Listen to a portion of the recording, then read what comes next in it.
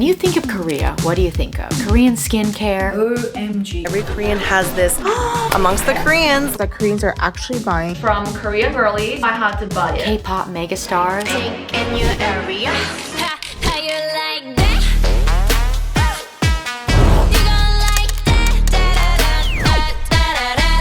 What about Korean barbecue or maybe the fashion? Trying Korean barbecue. how to dress like a Korean. What's trending in Korean fashion this summer? My $500 Korean Shein haul. Or is it the stark divide between the North and the South, where one half lives under one of the most restrictive totalitarian dictatorships and the other shapes global culture? There's no doubt that Korean culture is taking the West by storm. K-pop bands are selling out stadiums and headlining Coachella. I bring the pain like Korean films and TV shows are winning Oscars and becoming global phenomena. And the Oscar goes to Parasite. Korean stories are no longer just foreign films, they're cultural events. It's clear it's become mainstream, no longer just a subculture of the West. You can see the influence everywhere, but it's not just influencing how Western audiences consume, it's influencing how we create. Take the global girl group Cat's Eye, for example. They were designed to blend K-pop's performance style with Western pop culture. And K-pop Demon Hunters?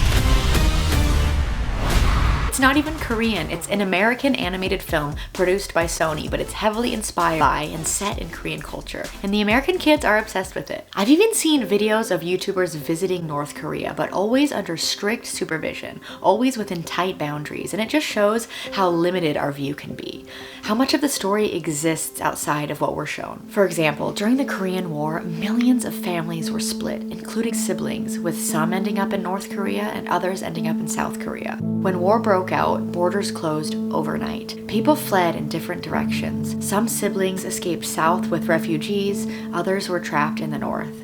And after the war, the border became one of the most sealed borders in the world. Brothers and sisters grew up in completely opposite political systems with no contact for decades, often for life. Many never knew if their siblings were even alive. But starting in the 1980s, rare, tightly controlled reunions were allowed. Siblings met for the first time in 30 to 70 years. These reunions were extremely emotional, pretty short, often just a few hours, and very closely monitored. Many people died waiting for a chance to reunite with their loved ones.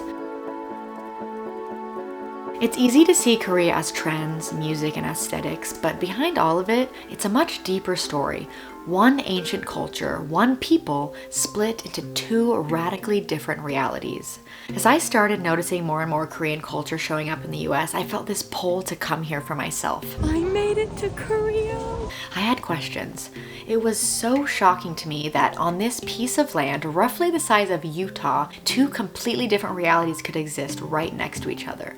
One piece of land, one people, two drastically different lives. And this contrast between global influence and extreme isolation, between ancient cultural buildings next to towering skyscrapers in Seoul, kept reminding me that we all exist in the space between two extremes.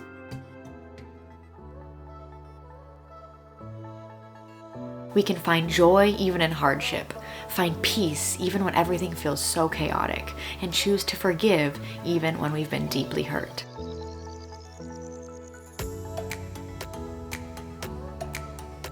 We may never fully escape the darkness of this world, but we can choose to be the light that moves through it. That's what I learned anyway. So if you made it to the end of this video, let me know in the comments, and I want to say how grateful I am that you stayed to watch. This is why I travel and why I made this channel, to inspire others to get out and go within, because I genuinely believe that getting out of our comfort zone and turning inwards changes the way we interact with others, and those small shifts can make big ripples in our communities. Thanks again for watching. Bye bye.